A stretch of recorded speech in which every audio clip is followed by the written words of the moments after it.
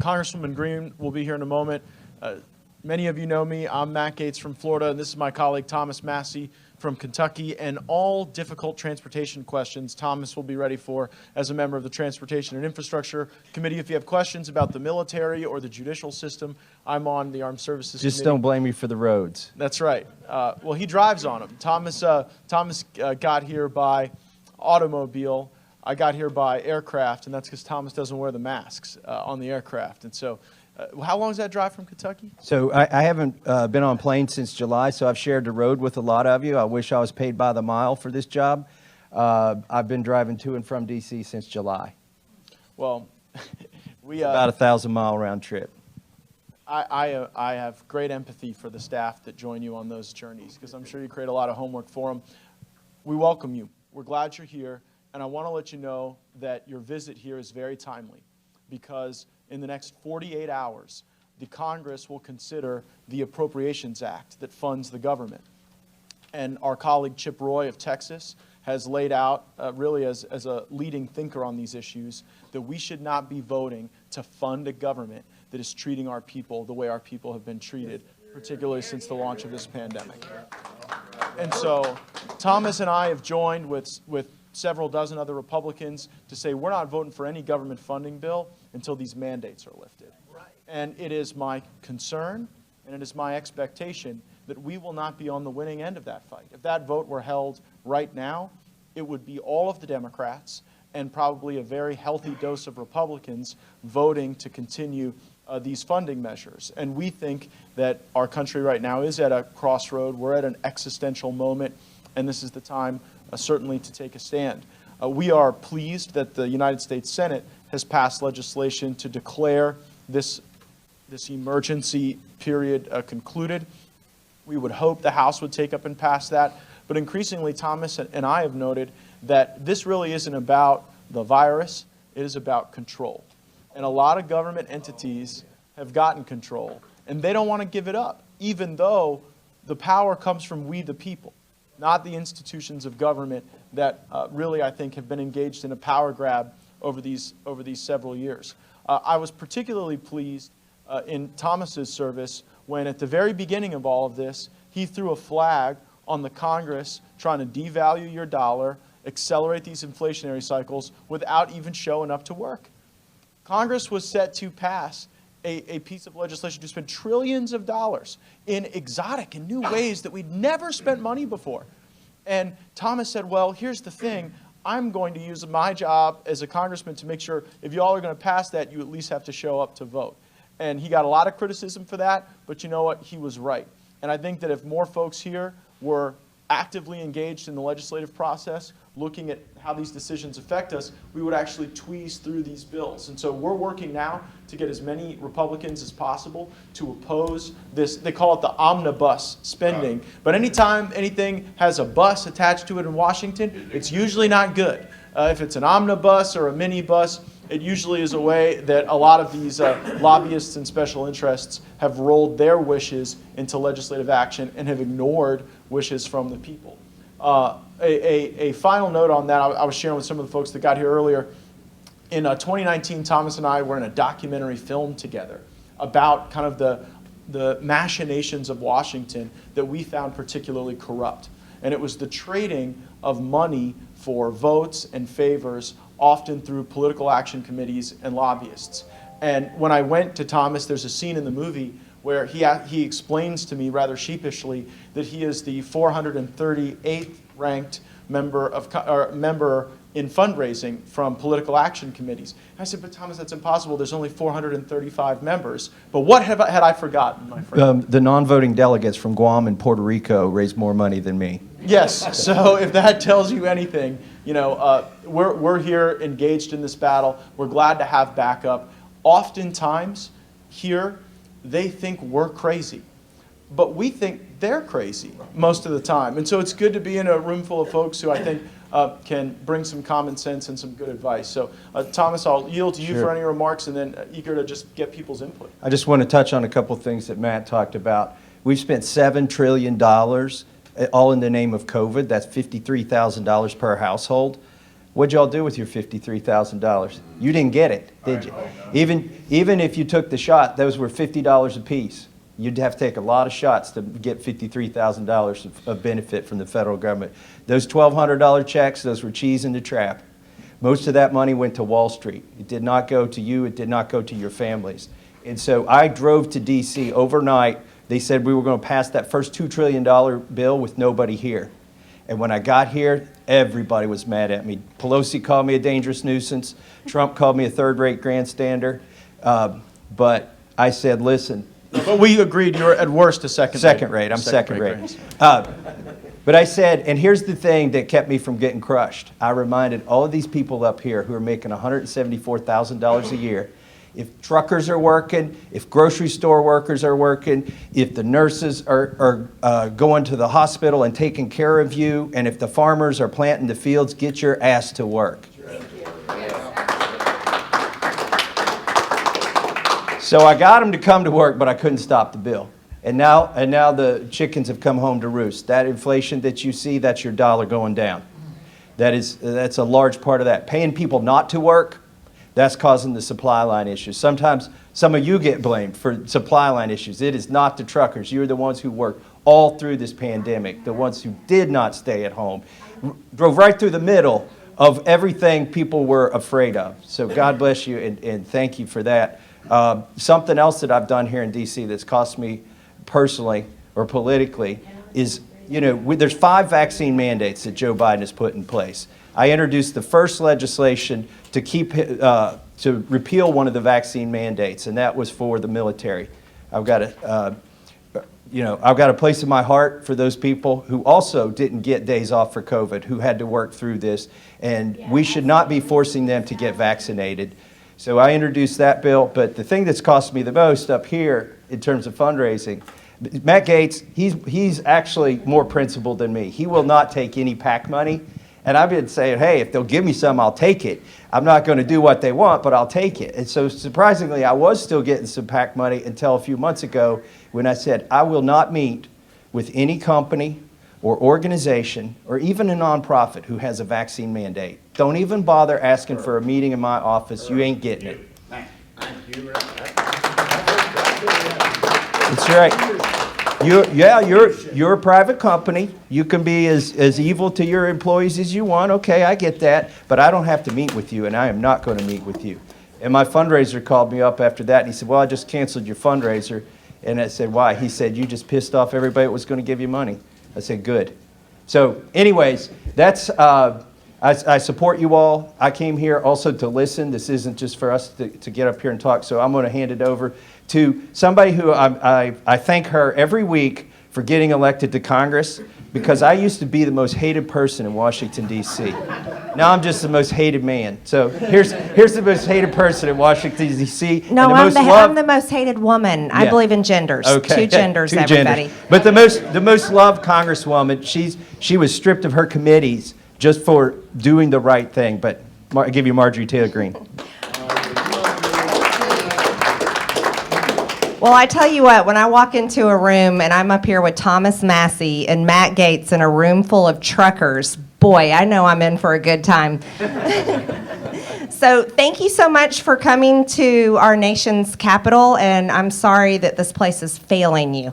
I'm appalled every single day at the bills that I read, that we vote on, because none of them are actually working for the American people. Now, listen, truckers coming to Washington, I think you had a lot of people terrified. They did not know what to expect. All they knew is that Justin Trudeau turned into a dictator and declared full martial law, and then, Nancy Pelosi and the rest of the gang up here was trying to figure out how are we going to handle truckers coming to Washington. But I thank you for coming, because this is where you should be able to come and make your voices heard, share your concerns, and force this town to work for you. You're the taxpayers. Yes. So I totally agree with my colleagues here. I'm completely against vaccine mandates. I'm not vaccinated. I've spent most of my time here in Congress so y'all, Thomas Massie and I are suing Nancy Pelosi. That's something else. That's because they fine us if we don't wear masks, or at least they had been fining us if we didn't wear masks on the House floor until war cropped up, so they had a new political tool to use. But they've used COVID as a political weapon against us and forced us to wear masks on the House floor, but yet they don't wear them. How many times have you seen pictures of them? If they're fundraising, if they're eating in a fancy restaurant, they're doing whatever they want to do. They're not wearing masks, going to Super Bowls, football games, etc. But they wanted us to wear a mask on the House floor and would fine us $2,500. So Thomas Massie and I both got fined, and we are suing Nancy Pelosi, and I think we're doing pretty good in that case. We're going to win. We're Yes. going to win. Yes. Now, here's the thing that I'm curious about. How many of you are many of you in here members of a union? Okay, one. I come from a very pro-union family, yes, ma'am. Okay. With your union, are you required to be vaccinated? No. No. Okay. Now, that is something I've run across, though. Speaking to groups that are union groups or members of unions, they have told me they're required to be vaccinated every 6 months to get a booster. Unbelievable, right? Especially if you've seen the 9 pages of adverse side effects that Pfizer had to release. So that's completely wrong. Now, another thing is, you're small business owners. That's what I've always been my entire life before I decided to run for Congress. And this has affected you big time, these mandates. But not just the mandates. Right now, the price of gas that you are paying to be able to fuel your trucks and do your job, run your business. This is another failure of Washington. The biggest problem here is they have no plan in place to increase oil production, to help America be energy independent, but yet they're going full steam ahead to stop buying oil from Russia because they think that's the way to do it. They would rather make a deal with Iran. They would rather buy oil from OPEC and everywhere else than incentivize American oil companies to increase production and to increase production here at home so that all of you and all of us can be spending a lot less money at the pump.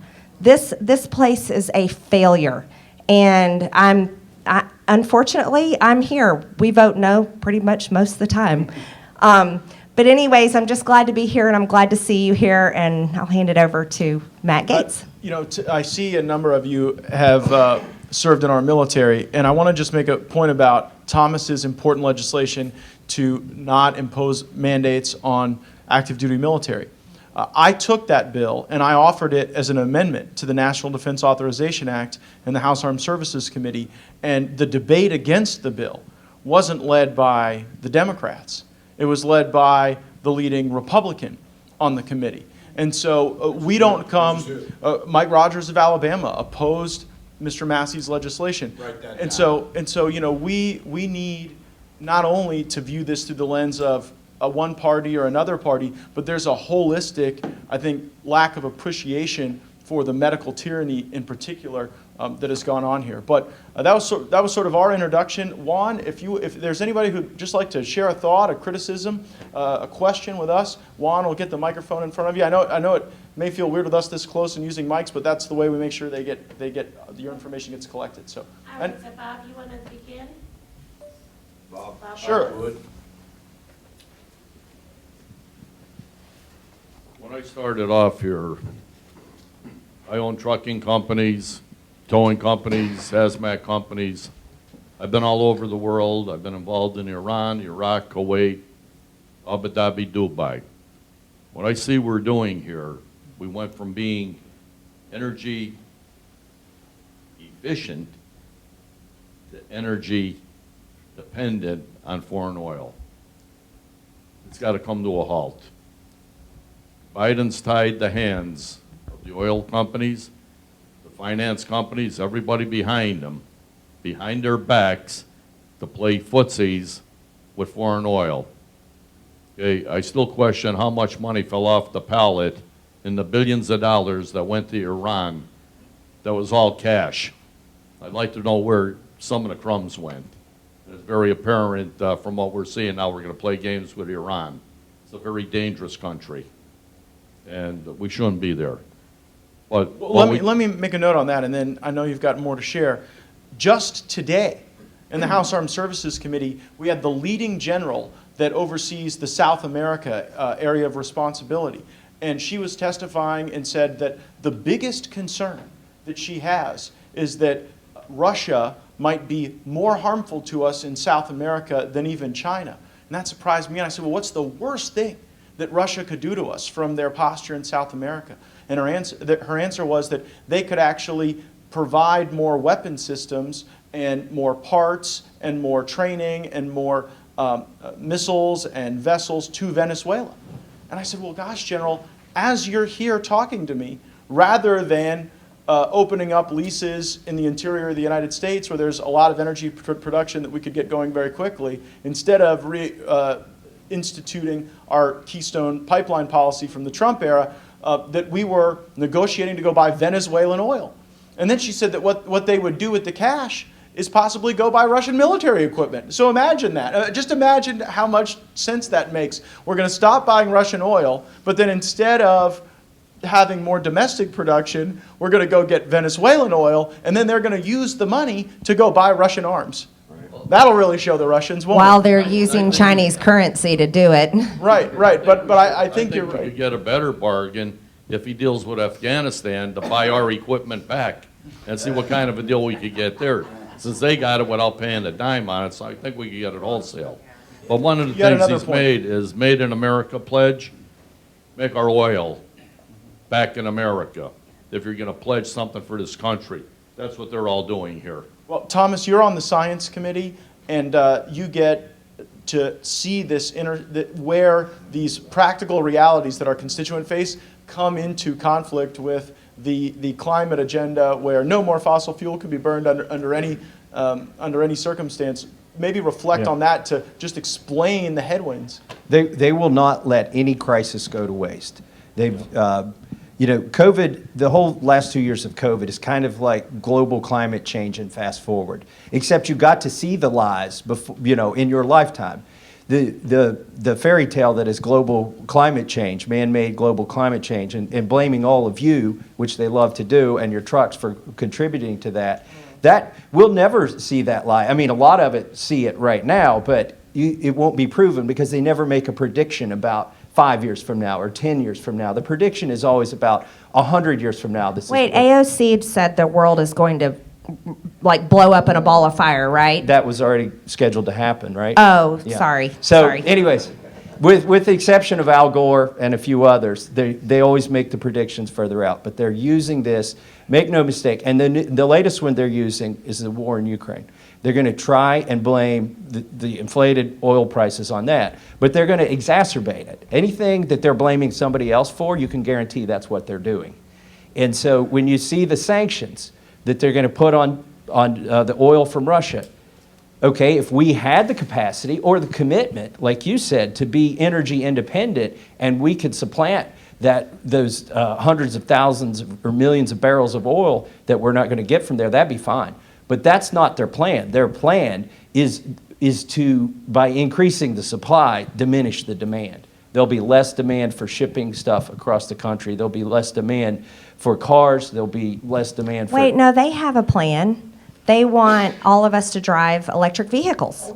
Yes, you'll be converting your trucks to electric vehicle batteries. That is their plan. No kidding. By 2035, they want every car and truck sold in the United States to be an electric vehicle. All right, I have an admission to make. I drive a Tesla, but I put Friends of Coal license plates on it because that's where the electricity comes from. Extension cord as you're driving down the highway with it, or if you get abandoned on the interstates when a snowstorm hits and you can't go anywhere, what happens when your battery goes down? It's a brick. It's a 5,000-pound brick if that happens. And let me explain, from the hazmat position I'm in, one of your vehicles get into a crash and catches on fire, we have no ways to put the fires out with these new batteries. So people are fully aware. You'll have incinerated people. So the technology God can't put out a lithium-ion fire. It's like Chernobyl. You're talking about. Just give you a heads up on it and realize the size of a battery, you'd have to put one of our trucks. So that weight of that battery takes down the freight we could haul or the fuel we could carry. To your point, So that hurts them. yeah. So hurts. you'll be able to deliver less, you'll make less money, you'll have to make more trips, it'll require more drivers, and then this will also be an electric vehicle battery that we will be dependent on China because China dominates the industry at over 85%, and America does not compete at less than 4%. We need to go back right where we were to become energy independent, where Donald Trump had us, and that's the end of the issue. There's nowhere else we're going to go with all this new technology. It's going to put the country out of business. Okay? That's their goal. The part. Right. The other part of this issue, and we brought it up with fuel, we all know the situation. Look at the high cost of tires. With the fuel, the oil, you can't make tires. You can't make seats. You can't produce vehicles. So no matter what your electric batteries do, without fossil fuel, you're not going to produce a damn thing. And Matt, you're familiar with Matt Cartwright from Scranton. Okay, well, Matt Cartwright, I'm from Scranton, incidentally, and I knew Joe Biden when we were kids. So believe me, there's no Tell us about corn pop. Back to Matt Cartwright is trying, and a lot of these guys don't realize it, is trying to put in a $5 million liability policy on the transportation industry. In other words, right now we carry $1 million, $1.5 million, $2 million if we want. But to put $5 million on a vehicle, nobody's going to get insurance or can't afford it. Matt Cartwright is a former ambulance chaser. His wife's in a major law firm in Scranton. And what do they advertise? Truck accident specialists. Okay? This is the problem with Congress, to take ambulance chasers that are there, have relationships, because he may say, I have nothing to do with my family business, but if she buys filet mignon, he gets a half of it. So that's the problem we got here, but it's at the cost to these guys busting their butts every single day on the road. I drove a tractor trailer all over the country for years. I've owned as high as 600 trucks. So I've been around a long time in this industry. These guys work like dogs out there in the weather, the snow, when people are home sleeping. They need the respect earned for exactly what they do, because if a truck doesn't bring it, you are not going to get it. The ports will be closed, the interstates will be shut down. These guys have to make a living, but it affects you. When you go home tonight and you pay at that gas pump, not as a congressman, but as an individual, or you buy the milk or the groceries, you say, what the hell is going on, Joe Biden? You're killing America, and you're killing American culture. Maybe, yeah, we have been stuck here inside the Beltway, and so maybe if someone could give us a sense of what it's like out at Hagerstown right now, what is the sentiment, and are folks concerned about that basic just kind of performance of their duties, like, you know, having to meet those regulations and certainly to deal with the inflation? Who can give us a little briefing? Quick things if I may. and then We'll come back to you. I want to give somebody else a chance. We'll come back to you. Yeah, go right ahead, sir. I was out there last night. I was out there last night, and they're upset. They're ready to do something else. You guys have been a complete failure, not necessarily all three of you. We know the collective you. Yeah, it's I don't blame you. ridiculous, and we're literally tired of it across the board. I mean, from the beginning of the emergency that's going on for 2 years, that was funded, that was created to push us down and keep it, you know. The federal government says, oh, we don't have nothing to do with it, but you're funding every state to enforce these things. And it's got to stop. Stop funding any of it. You guys hold the purse strings. Stop it.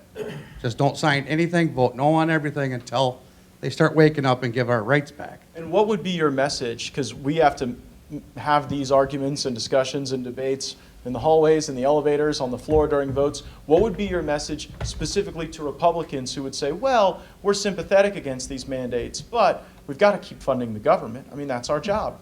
I'm sorry. The government's not here to rule us, and that's what they're doing. They've been doing it for 30, 40 years, and it just continually gets worse. They need to stop. They're here to fight for us, to stop any entity from forcing bad policies on us.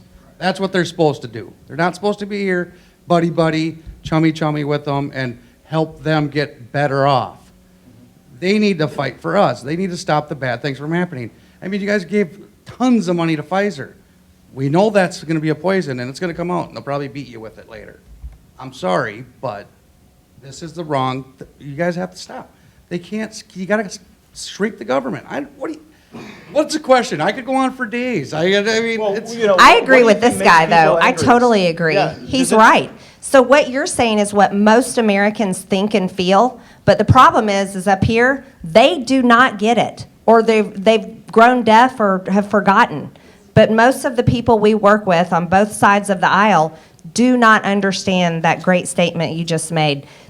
You do not work for this government. It should be working for you, and it does need to shrink, and it needs to be under control. We received a letter from the president. It was to the speaker, but we've got a copy of it. And in the bill, what the president's asking for is more humanitarian relief abroad, billions more, and to accelerate global vaccination efforts. So they want you to pay for pharmaceutical companies to do development and distribution of vaccines to other Wait, for countries. future COVID, not Yes. current COVID, future COVID. So would those And be then more examples? vaccines and vaccine the world. You gotta stop the Emergency Powers Act, because they're gonna turn this back on after the election. I'm sorry, it's not gone away. They're gonna turn it back on. This is not gonna go away. You guys have to do something. I'm sorry, it's not. No, I appreciate that feedback. Very helpful. Just Sir? real quick, the Please. biggest thing we need to change here is to quit doing these omnibus bills where they put everything in one thing. Because the same bill that funds Planned Parenthood gives a raise to the soldiers. And they go home and they say, oh, I gave the soldiers a raise. But yeah, but you voted for this and we didn't want you to vote for that. They hide behind the omnibus bill. If we could split these bills up the way they're supposed to be, then they can't hide behind a big vote on a big bill that's got everything in it. Great point. Sir, RC? You probably don't want to hear from me. I don't mind. Go right ahead. I drove my first truck in 1971. I purchased my first truck in 1974. The truckers shut down the entire country for 11 days in 1974. The produce rotted in the fields. Watermelons, tomatoes. The way we done it, we didn't have social media. Social media is probably one of the most Luciferian gimmicks that has been imposed on the American people of anything that I can think of. In 1974, we had a Less little, of it's imposed on Marjorie now because they Yeah, keep kicking her yeah. off. Well, in don't like me 1974, when we shut the country down, we did it with a word of mouth from one to another, CB radios. All we did was pulled in, turned our trucks off at the fuel islands, and nobody could get fuel. Right now, most of these guys in here are independents. You're not even looking at all the company drivers that their companies told them, if you go to this Convoy thing, look for another job, you're fired. Tens of thousands of them that wanted to be here are not. Let me from a trucker's, one time I had the largest truck company in Northwest Florida. And I saw NAFTA, North American Free Trade Agreement. Man, that was going to be the greatest thing since sliced bread. It broke us. I went from, at that time in history, I went from 5 trucks down to 1 in less than 6 months. And I had to operate that one myself. I have a question for you and I need an answer. This magic golden pen that Obama used to sign into to law or an executive order, and he passed that golden pen down to Joe Biden. Why in the hell can't we take the pen away from him? How do we do that? There was a guy who held it for a few years in between those two. Yeah. And he tended to use it a good amount himself. So, look. But for good. Yes. Well, He used it for good, okay? But he didn't get as much good out of it as the people who have held it for so many years. We the American people, how about let us have a voice? This ain't just about the high prices of fuel. This is not about the inflation going up. This is about America, these buildings, this land around here. Who purchased it? Who paid for it? Who pays to keep the lights on? We ought to have the opportunity to evict somebody if they're not treating our property correctly. I totally agree with you. I'm all in. I'm like, how do we take can you the go with pen- me to the House floor and talk to Nancy Pelosi today? How do we take it away from them? How do we do that? Look here. Donald Trump was impeached 3 times over 2 times. be it. Not, well, the third one, Yeah. you know. But look, over stuff that absolutely could not be proven. Over stuff that absolutely had no bearing on what we, the American people, were doing at the time. Now, how many absolute treasonous acts have Joe Biden done since he's been in office? Think about it now. Well, that you Well, I can introduced 4 articles of impeachment on Joe Biden, so I'm right there with you. Hey, I think he it's needs time. thrown out. It's time. Here we go with another one. Okay, I'm full of them, Matt. There's been a lot of laws that you guys will. We're gonna vote on the omnibus bill. Okay, that's, to me, you're voting on funding the government, right? Correct. We're going to keep you guys in business for another 6 months or whatever, okay?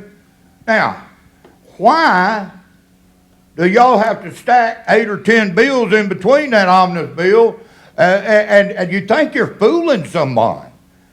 The American people are not that stupid. I'll tell you why they do it. It's because members of Congress don't want to be responsible for individual votes for or against specific provisions. Right. They want to be able to say, oh, well, I had to vote yes because, you know, we also had the mothers and the apple pie in that bill. I want to give you the apple it's by pie design. and take the apple away from you. Right, well, there's a lot worse than the apple in those. But that's why I think Thomas's call for reforming the way we even look at these things is an important one. But to be honest, Republicans and Democrats in the leadership specifically designed this system for this purpose. And it is principally what we fight against every day. You had your hand up earlier. I'll come back to you. I got one more and I'll leave you all right, alone. well, we'll get you back in the rotation. But go ahead. I want to get some more voices. So we're talking about oil. We're talking about vaccines. We're talking about the convoy here.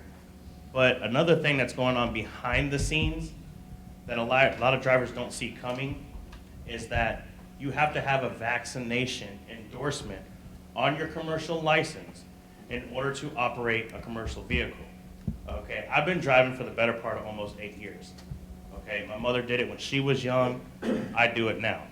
So you can't go certain places. You can't do certain things. Look at Canada. You can't get out of your house to go to the grocery store without a vaccine card. We cannot be like that. We have Constitution for that. We had the forefathers to protect us from that. We need the people here to stand up for what they believed in and give us, the people, the ability to live our own lives. You can't sit here and vaccinate a child when they're 5 or 6 years old, okay? You can't force somebody to do something against their will. That's not freedom, that's tyranny, okay? I don't want to get anything that I don't want done. They don't have a vaccine mandate. They don't have a polio vaccine mandate. There's so many different diseases that don't have mandates that are far more crucial than this pandemic, okay? Now, Ms. Greene, I've watched you on social media. I've listened to you talk a lot, and I absolutely adore you, okay? The way you stand up and the way you talk to the people higher than you is magnificent. So the fact that we have a chance to be here and have a voice, I respect 3 of you for letting that happen. Thank you. Thank you so much. Our businesses are in shambles. Our homes are in shambles. cannot sit here and let them tell us that we have to have a jab in our arm to go to work. You can't do that to us, the trucks, or the children, because then we become what? Dependent on the government, and the government puts us in a cage and they tell us when we can eat, sleep, or drink. And that's not okay. Not on my watch.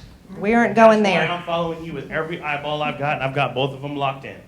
Thank you. Thank you. I'm with you. I totally agree. We had a question from the leader there. I was not aware of that vaccination endorsement requirement on CDL. Is that a state requirement or is that a federal DOT requirement? It's coming in with the new highway bill that's come around. So it's a proposal that you want us to fight And against. it needs to now Are you be familiar with that done. in the transportation? No, I'm law? not familiar with that, but we did force a vote in our committee. Here's the problem. Pelosi controls everything that comes to the floor. She can't control the outcome of the vote, so she controls what we get to vote on. But inside of our committees, we control what we get to vote on, even when we're in the minority. So we offered an amendment to outlaw in the Transportation Committee any kind of vaccine passport. It failed. Every Democrat voted against our amendment to keep something like that from happening. I have one last thing to say. So you look at what's happening in Ottawa right now. Okay, there was 15,000 truck drivers that lost their jobs on that border because they didn't want to provide proof of a vaccination status. Okay, that's not okay for drivers to be stranded in a vehicle that's not theirs by their companies because their companies said you have to do this, and if not, then you're not our problem anymore. Well, when we get in your guys' trucks and we operate, we are the company's problem at that point. So you are there to defend us. If we have to have this to cross a country, that makes a tad bit more sense than to leave our state. But at the same time, you can't sit here and fire us from our livelihoods, strand us in the middle of nowhere, and then tell us, oh, well, you don't want to get a vaccine, you don't want to provide your status, that's not our problem, and that's not okay. While Juan's bringing the microphone around, I do think something we can do to be helpful is to provide the organizers of the convoy the list of the members on the Transportation Committee and their specific roll call votes on these amendments. And their phone numbers. Amen. That's where you can make a difference. Call them. Let me tell you something. We have every radical leftist in the country calls my office and lectures my staff. Some of my staff is here. They're nodding their heads. Call these people and tell them, and you tell them exactly what their votes are doing to you and your livelihood and your businesses. Call them. Let me Yeah. answer that. Does it make a difference? I've been on the It floor. should. Paid for, aren't they already decided? No, No. I've been on the No, floor. the pressure makes a difference. There- That's why we're not wearing masks anymore. They're polling. They're getting killed in the polling, and they have elections coming up. Call them. They Call don't them. see the light until they feel the heat. But there's only 3 phone calls you should make. Everybody in here's got 2 senators and a representative. When you call somebody somebody you can't vote for, they might be polite or they might hang up on you, but I can guarantee you that staffer is not passing that message on.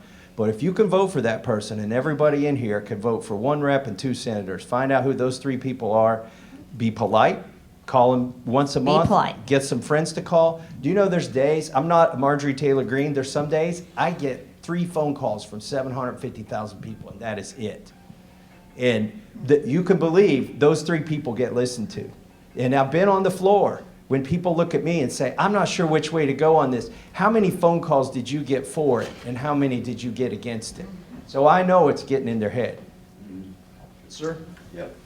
You asked the gentleman earlier about what the feeling was out in the convoy. Well, we were in the Freedom Convoy, and they ended up lashing up, so we were blessed enough to get here and have an audience with you.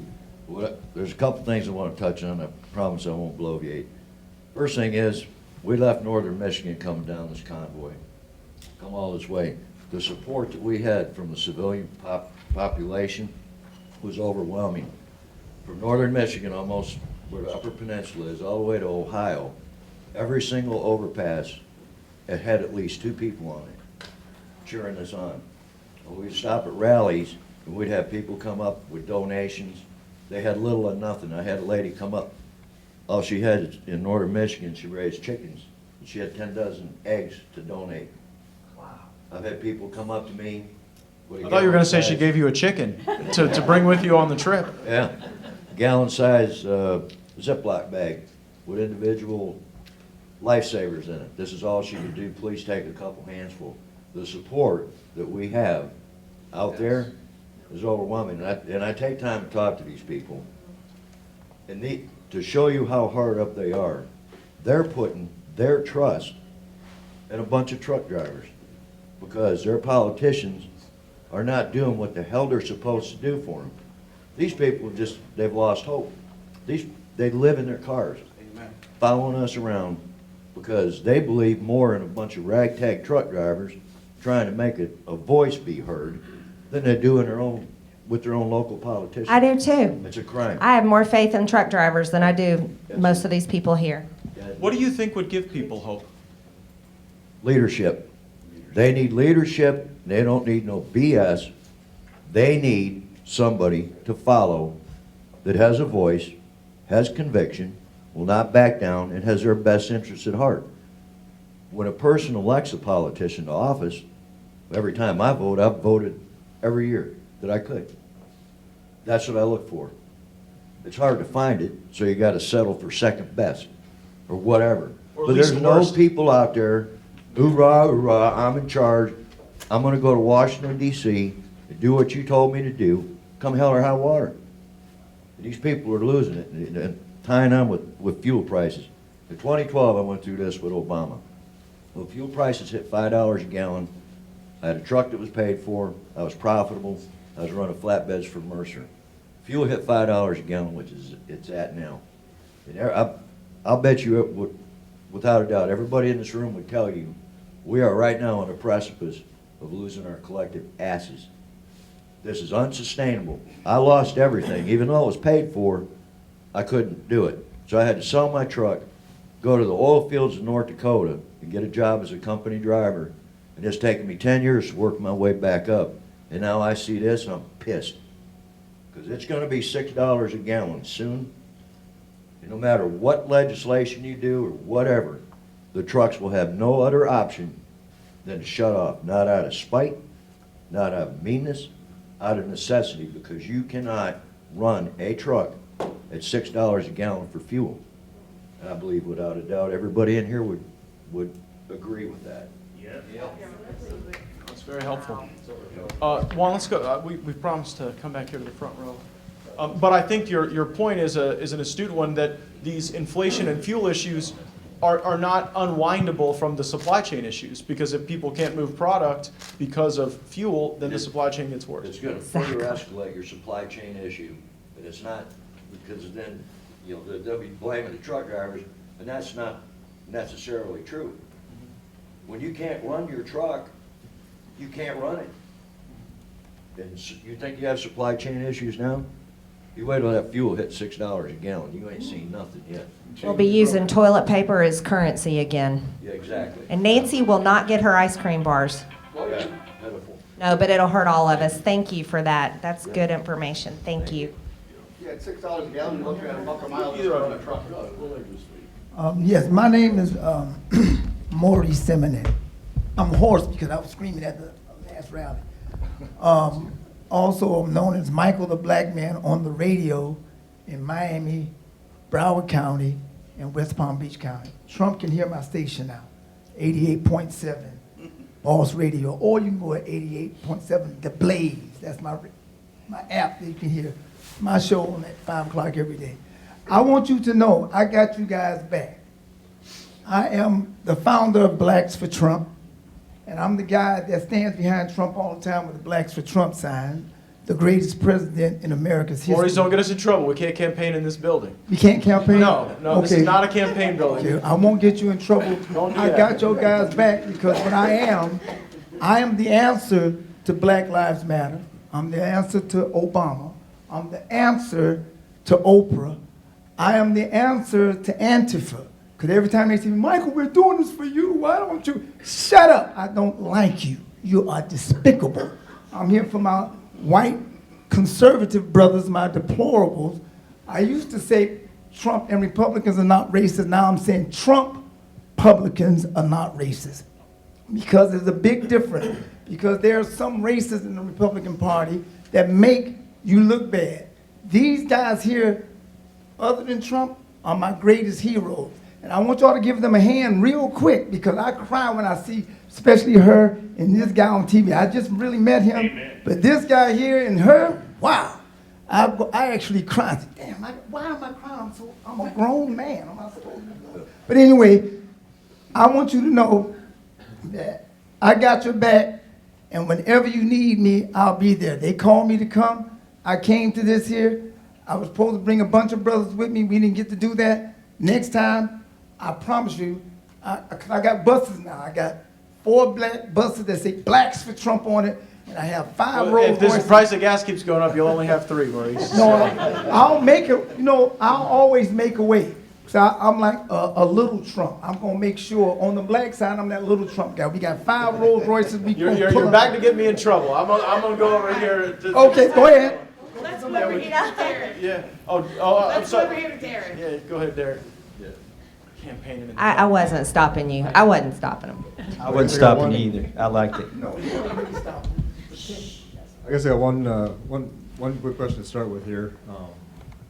With everything, obviously we all know that they're starting to shut down the mandates and all that, especially here in DC and so forth.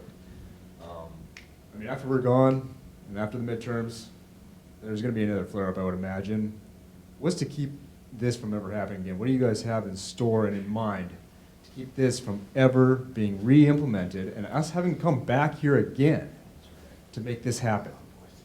Well, can I just let you know you're right? Because what we're voting on tomorrow is going to have approximately $22.5 billion for future COVID. That's how it's termed, future COVID, and to vaccinate the world. So, of course it's not going away because they're already asking for money that we're voting tomorrow in the $1.5 trillion omnibus bill. Tomorrow, $22.5 billion for future COVID. So, us to pay. yeah, they're wanting you to pay. They're asking us to say yes. I promise you I'm voting no. I will not be voting yes for that. But no, you're right. It's not going away. And it's a shame. It's terrible. What can we do? We have to be in the majority. We have to be in the majority. Republicans have to be in the majority in order for our votes to overtake theirs and change this type of legislation. Let me say something. When we get the majority, we need to quit feeding the pet snakes, okay? Here are the pet snakes. CDC, pet snake. Department of Labor, pet snake. OSHA, pet snake. CMS, pet snake. Department of FDA. Education, FBI, FDA. FDA. Okay, there's not enough. DOJ. All right, we've gone through the whole alphabet. But listen, why I call them pet snakes? Because Republicans feed them when they're in the majority. And then when we go in the minority or the White House changes, they weaponize them. Those are the foot soldiers of oppression in this country. And then you look for somebody to blame. Your congressman will say, well, it's an administrative rule. And a lot of this stuff wasn't even an executive order. It's just they weaponize these 3-letter agencies. They claim to have power they don't have. And it takes 2 or 3 years to get to the Supreme Court and strike it down, even if you have a good Supreme Court. So we need to quit funding them. Quit funding them. How about rather than quitting funding them, is there anything that can be put in place, an amendment or a constitutional amendment or anything like that, to keep them from even having the opportunity to put something in? Yeah, to remove their authorities. Yes. Right. No, 100%. I think that it's those things together. What's crazy is I would have never thought that like the CDC could set rent policy in our country. Right? That's crazy to me that would even be allowed to happen. So during this time of pandemic, these agencies, the pet snakes, have developed these exquisite authorities that we would have never guessed. And I do think that part of the legislative agenda for Republicans should be specifically in law, black letter, no room for interpretation, to constrain these elements of government so that even if they only had $1, they wouldn't have the legal authority to go and bind people to this tyranny. So how about a standalone bill to see who says yes or no to it? Well, I have a bill called the We Will Not Comply Act that makes vaccine mandates illegal and opens up for anyone that's being forced to take a vaccine to sue them, whether it's your company, a school, the government, any entity. I believe they should be completely illegal, and that's why I wrote the bill, We Will Not Comply Act. Yeah, that was actually going to be my next question about that, was seeing if there was any way that the companies, like, I'm my own company, so I don't enforce that, obviously. But any company that has enforced it or coerced in any way, shape, or form, is there any way that they can be legally and financially responsible for the term of that person's life? This is a permanent situation. This vaccine is not something that just comes and goes. It is in that body. It is in there for life. So if there's any medical issues that come up in the future, because that could be traced back to this, that company needs to be responsible 100% for that person's medical and financial withdrawal from. Right now, we're under medical martial law. There's something called the PrEP Act. So you all knew that the vaccine manufacturers are already protected. Biden says that gun manufacturers can't be sued. That's wrong. If they create a faulty product, they can be sued. The only company that can't is the vaccine manufacturers. But under the PrEP Act, which they kicked in a couple years ago, everything that's done in the name of COVID is covered from liability. You can't. I've got a constituent that gave her a COVID test. They stuck the swab into her brain. She cannot sue them. She had to get brain surgery to fix it. She cannot sue them because of the PrEP Act. And so we need to take those kind of emergency powers. The PrEP Act, the reason I call it medical martial law, it overrides state law. When you sue somebody, that's a state issue. And it should be a state issue. The federal government doesn't have the authority to do that, but that's where we are right now. We need to repeal things like the PrEP Act. Absolutely. Who's next? Oh, you haven't had a chance to speak, sir. So, my question is in regard to the real reason that we're here and how we can get back to fair elections and how they can be counted manually again, or if there's anything that's going to be done to prevent something like a stolen election in the future. Where are you from? Michigan, northern Michigan. I should have guessed. Michigan. Yeah, Michigan, where they wait at the center in Detroit to see how the rest of the state voted to figure out how many ballots they need. We've now reached the YouTube ban portion of the town hall meeting. Right. No, I think that Tell them what we were supposed to do. You want to be very suspicious of federalizing elections. If we federalize elections, then you get the swamp and the beltway of Washington, D.C. telling you how to count votes in Lansing, Michigan, or in Tallahassee, Florida. I think the states have to have the bar raised, certainly, and particularly in some states. But I would offer you this hope. My state, Florida, used to be the laughingstock of the country on elections. We had the hanging chads and the dimpled chads and the lost chads. I think they cut open an alligator and found some votes for Al Gore recently. But we learned that it's not about what laws you pass or what you put on the books. That stuff isn't self-affecting. It is all about the human beings who are counting the ballots, implementing the systems, and ensuring chain of custody. And so my governor, Ron DeSantis, in his first 10 days, fired people in our state who could not run clean elections. And we had to have all kind of lawsuits and stuff about that, but it was the right thing because at the end of the day, we became a model for the country very quickly. Now we can actually tell you who won the state of Florida with some proximity to the actual election. Not on election day. Yeah, it's crazy. It's really Unlike nuts. Georgia, my state. I think they're still counting. They're still trying to find fraud, and they found it. They're still trying to prosecute it in Fulton County. So I think it's a state system. Thomas, what would you add about sort of the federal election efforts that we've seen in Congress? I guess part of my question, I don't mean interrupt, I'm sorry. Part of my question is, will they be doing away with the mail-in ballots? That's the biggest thing. That's the biggest place where I think they're subject to gaming the elections is in mail-in ballots. And what I'm concerned about is there going to be another variant that pops up in October. The midterm variant, so that they can motivate that. They may try to find some excuse to go back to mail-in ballots. You got to resist it. But I want to reiterate what Matt Gaetz is saying. This has got to be done state by state. Yep. You do not want people in the swamp here officiating the election.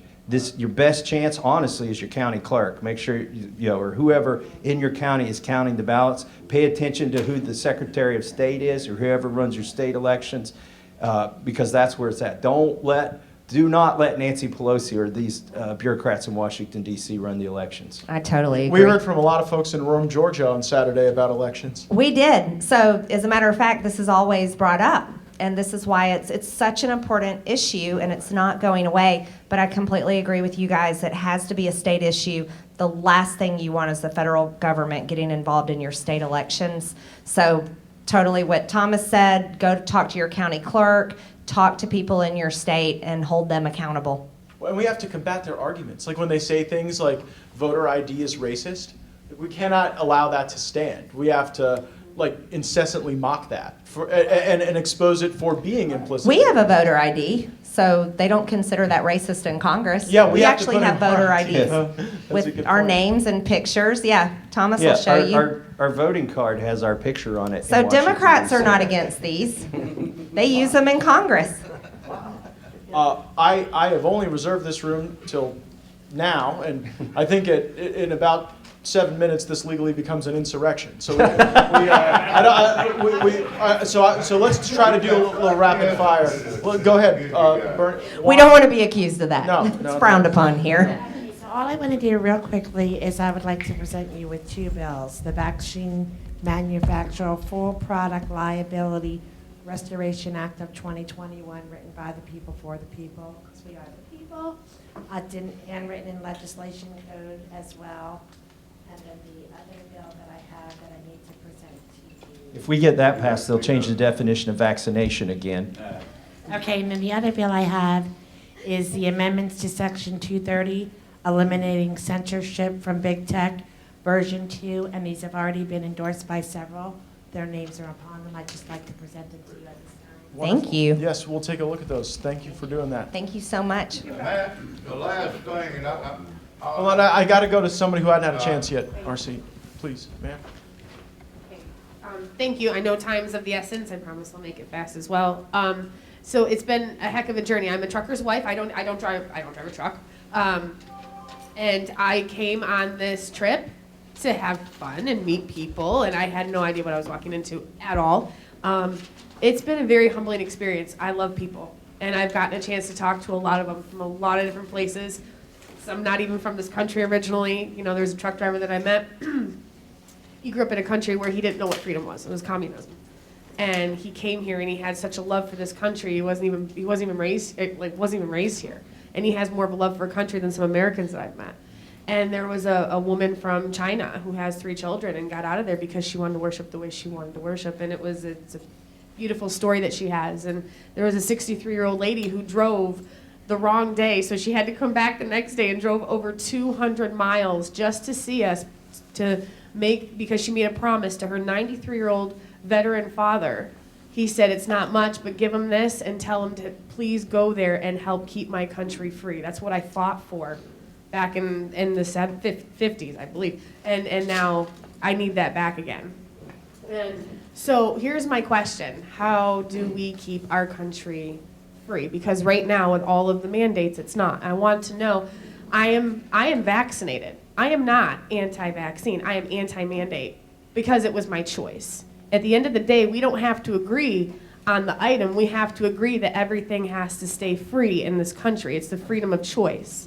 The freedom of choice does not absolve us of our consequences of those choices. But to have that freedom is what I think we all need to stick to striving for, even if we disagree on what the item is. You know, I've learned that government is what the people who are in charge can get away with. And I hate to say that. It should be a government of laws, not a government of men. But more and more, I'm realizing the power is with you all. You guys, 435 of you have more power than 435 of us if you're willing to use it. And so my hat is off to you all. Thank you. Everybody needs to push back within the means of their ability. I don't want anybody to go bankrupt because they lost their job or whatever. But just like Marjorie and I have done with Nancy Pelosi, we let her fine us. We went without the mask in front of TV. There's no disputing the facts. And then she's reducing our salary. Now, we can afford that, but it's not about our salary. We are suing her because what she is doing is what a lot of employers, like you talked about, the truckers who work for companies that want to do something but can't, or the truckers who are going to have to get a vaccine because that's the policy of their company. Companies, private individuals can be capable of tyranny as well. Corporations can be capable of tyranny. So push back against it wherever you see it, whether it's in private industry or whether it's here. Juan, this gentleman hadn't had a chance to weigh in yet. Well, I'm probably can talk loud enough without it. Yeah, we want to make sure it gets you on. Well, I understand you guys are all against the vaccines. I'm busy. I got multiple businesses that we run. I don't have time for it, but I'm running for school board just for the fact that these kids don't need this vaccine. They don't need this passport. They don't need none of this stuff. But what can you guys do to take and maybe, along with the vaccine, but try to maybe like get rid of some of the CRT, the SEL, and some of the other stuff that's being taught in these schools? That's like I said, that's why I'm running for school board, is to try to eliminate this stuff. I mean, we got local schools by us now that are putting litter boxes in gender neutral bathrooms. All three of us are on a bill that I wrote and introduced. It's one sentence long. It says the Department of Education shall terminate on December 31st. That's all the bill says. Once we get them out of the policy, I mean, there's 4,000 people in the Department of Education make $100,000 a year, and they don't teach anything. They don't write a book. They try to control what your kids learn and how they learn it. So it's our job to get the government. And then they send the Department of Justice after you. That's right. If you're trying to hold your school board. One of the top agendas for the Republican Party when we take back the House is to stop CRT and to work on these issues. So you can definitely count on that. You know, you stop the CRT, but and I guess I push in our area is that we have to get the people to vote for your school board representatives, because you guys are struggling right now because there's nobody coming up behind you that have been taught the right morals. So if we don't vote the right people in our school boards at the younger age and teach our kids the right way, you guys are going to have difficult for the rest of your lives. Well, I think a lot of the parents that are running for school board all over America now and winning are our next round of backup in the United States Congress. I think they're going to go win the battles in the school boards, and they're going to be the ones in 2024 and beyond who actually come and give us the backup that's necessary. So I don't mean to promote you too quickly, but we appreciate you playing a role in the movement and offering yourself as a candidate, because oftentimes people don't feel like they even have choices in a school board election that represent them. And so the more people that give the electorate more choices, the better. Well, as we were walking down the road today, I was actually telling my buddy here that I was trying to pick out which office is going to be mine someday down here. Well, don't look at any of ours. They're in the attic and in the basement. You know what I'm saying? Exactly. I don't have the nice office. Well, hold on. I can't do it without the microphone. All right, hold on. Well, last question. Thank you. Yeah, thank you. All right, now this is, I was asked to bring this up, even though it's not connected to the truckers, but it is. A lot of our people in our hometown have asked me to approach this. Right now, Congress is the only one that can put term limits on the ballot. We the people can't put term limits on the ballot. If we could, they'd already be there. How can the American people put term limits on the next national ballot? Well, they want them, they demand them. That's the only way we're going to get rid of Pelosi and Fischer and all of these deadbeats that are forcing these damn laws down our throats. So in Florida, as you know, we did put it on the ballot. It did pass. It passes almost every place it is on the ballot. I believe that the best vehicle for term limits is an Article 5 convention of the states. That is the mechanism by which states sign up. Well, that is the way our founders designed that type of constitutional change. Florida's in. We have added additional states, but we're not at the threshold yet. But I yield to Ms. Greene if she wants. Well, again, Nancy Pelosi is the one that brings the bills to the floor. Right. So we're not even able to vote on it, unfortunately. I'm sorry to say. Great. Well, thank you all so much for coming. I am past my allotted time, but we will have staff hanging out if there are additional issues that we'd like to discuss or that you'd like our advocacy on. But Nick, thanks for coming and will you see sharing your him for thoughts. that information about that designation, please? Great. Thank you all. Hey, Thank thank you guys for having us. Thank you. Thanks for having us. Thank you. Thank you. Where are you from? North Dakota. Yeah, I'm on the city board out there. So. Oh, good. So, yeah. Well, keep it up. Give them that. Yeah.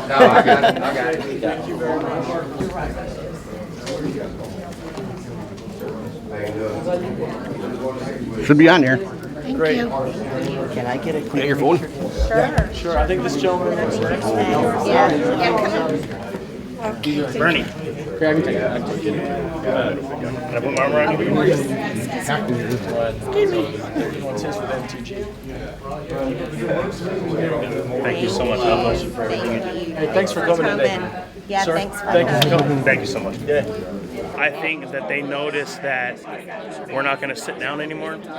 And hopefully us being here shows that we are just as important as they are. Restrooms, talent, right down there. So what would have to happen to make today have been to make it a success? Even just consideration of what we proposed today. You know, there's a lot of different things in those pieces of paper that were proposed.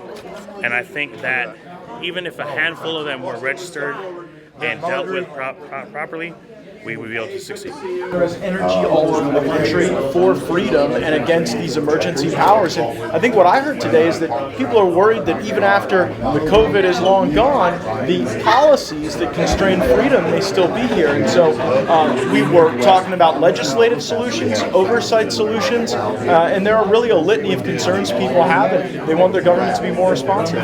One of the takeaways I had was earlier, the trucker said it costs about $1 a mile to operate these trucks. If gas goes up to $6, $7 a gallon, these truckers have no choice but then to park their trucks. Well, and they're being honest with us that there is an interoperability with energy prices and supply chain issues. And if the energy prices soar, these supply chain issues are going to be exacerbated. And that's something the country should prepare for if the Biden policies continue. Thank you so much for Thank having you. us here. Thanks Thank you for so much. coming. God bless. I think today, if any of this makes it onto any media, which, you know, some of it might, if it does, it will show the American people that there is a few of us that are actually fighting for right. These three that were in here today, yes, what we did with them, you know, we handed them some bills that need to be implemented, that need to be put before Congress, but Pelosi will never put them on the floor. We know that. One way or the other, all of the dinosaurs that have camped out in our house need to be removed. And the only way we're going to remove them is through term limits. No other way. Yeah, it sounded like that was an issue for you that was overarching the rest of the country. Yeah. That's the only thing. That is the only thing that is going to change this Congress. Look, you got people voting on whether to fire themselves or not. Well, yeah, I mean, your job. All these camera people that you can work for. If all of a sudden you had to take a vote on whether y'all were allowed to do your job, would you vote to fire yourself? Of course not. Same thing with Congress. They're not going to vote to fire themselves. This is something that the American people is going to have to put on there in order to change this Congress and the future Congress. Otherwise, it ain't going to happen.